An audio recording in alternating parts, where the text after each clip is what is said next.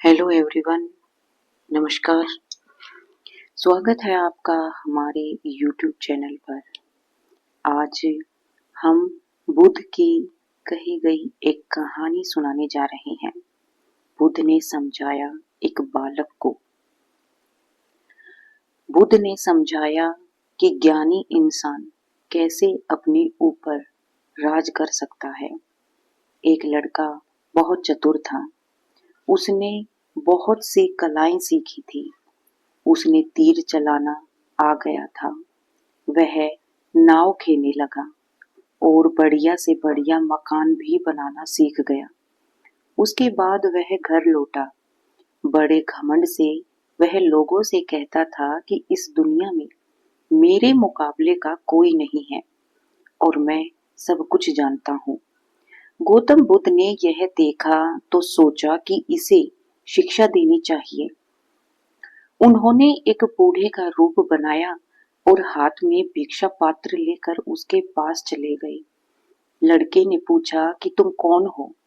तो बुद्ध ने कहा कि मैं अपने मन को वश में रखने वाला एक आदमी हूँ। उनकी बातें लड़के को समझ में नहीं आई। उसने कहा कि आपका मतलब क्या है? तो बुद्ध बोले कि कोई आदमी तीर चलाना जानता है, कोई नाव खेना जानता है, तो कोई घर बनाना जानता है, लेकिन ज्ञानी आदमी अपने ऊपर शासन करना जानता है। लड़का बुद्ध के इतने कहने पर भी कुछ नहीं समझ पाया। उनसे फिर पूछा कि अपने ऊपर शासन करना क्या होता है? तो बुद्ध ने कहा कि अगर कोई उनकी प्रशंसा करे और वह खुशी से फूला न समाए, और जब उसकी निंदा करे तो वह बहुत दुखी हो जाए। ऐसे में हम अपने मन के ऊपर शासन नहीं कर सकते। इसीलिए हमारी चाहे कोई प्रशंसा करे तब हमें ज्यादा खुशी नहीं होनी चाहिए, और अगर कोई हमारी निंदा करे तो भी हमें दुखी नहीं होना चाहिए। इस तरह उसका मन उसके वश में रहता है। ऐसा आदमी किसी चीज या हुनर का अभिमान नहीं करता। बुद्ध की बातों का लड़के पर ऐसा असर हुआ कि उस दिन के बाद उसने सारी डींग हाँकना बंद कर दिया और अपने मन को वश में करना सीख लिया। यही हमारी जिंदगी का भी स्रोत है। अगर हम चाहें तो अपने मन को इस कदर वश में कर सकते हैं। हर इंसान पूरा नहीं होता।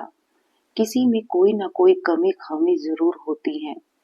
अपनी उन कमी खामियों का ढंढोरा ना पीटकर उन्हें अपने मन में रखें। एकांत में बैठकर अपने मन को झंझोड़ें। क्या आप कुछ गलत तो नहीं कर रहे हैं? आप में बड़े से बड़ा हुनर भी आपको बहुत कमजोर बना सकता है। अगर आप कहीं पर बैठकर अपना ही ढंढोरा पीटेंगे तो लोग आपको जानेंगे नहीं, बल्कि आपसे नफरत करने लगेंगे।